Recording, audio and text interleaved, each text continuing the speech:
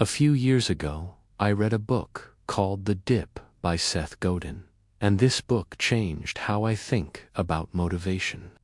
In fact, it is one of those books that I read probably 3 or 4 times a year just to remind myself of the main point. The main point is this: motivation is a lie. It's not true that if we're motivated, then we'll take action.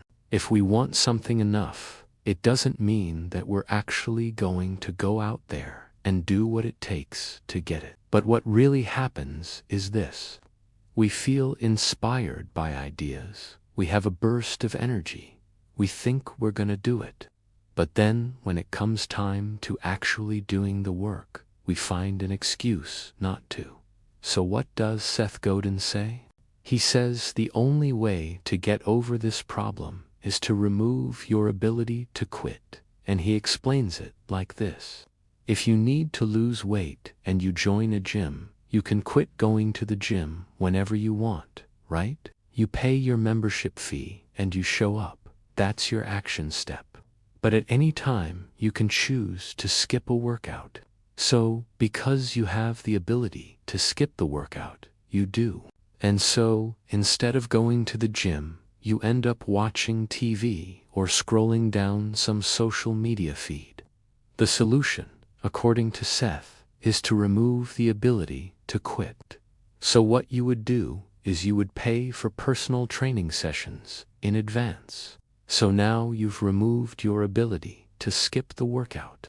You have no choice but to go to the gym.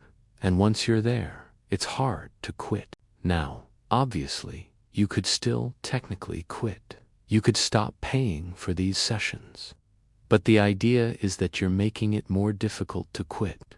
So the key is to remove the ability to quit, to make quitting more difficult. Now, this applies to all areas of life. For example, if you wanted to write a book, you don't have to write the whole book in advance. You can put down a deposit. You can prepay for your book cover. You can hire an editor. You can do all these things to make it difficult to quit.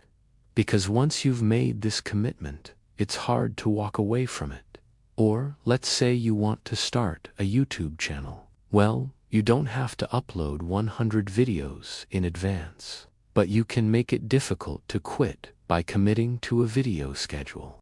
By telling your friends and family that you're starting a YouTube channel. By setting up a website. By buying equipment. By investing time and money into this endeavor. You're making it more difficult to quit. And therefore, you're more likely to stick with it.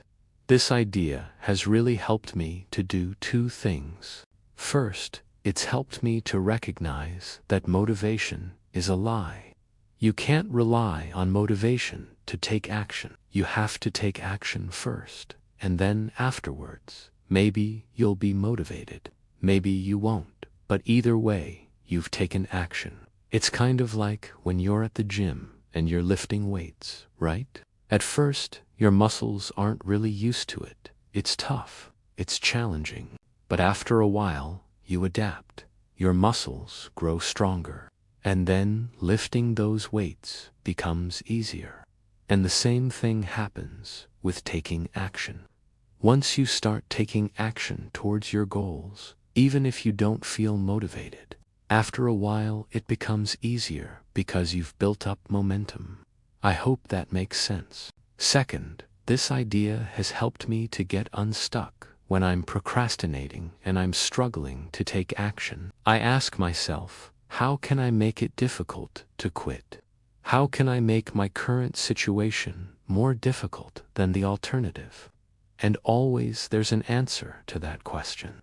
And once I figure out what that is, I just focus on that. I double down on it, and it helps me to get unstuck. So I'm curious to hear from you. Has this idea helped you? Will you try it out? Let me know in the comments below. And if you liked this video, please hit the like button. It helps the algorithm. Thank you so much for watching. Have a great day. Bye-bye.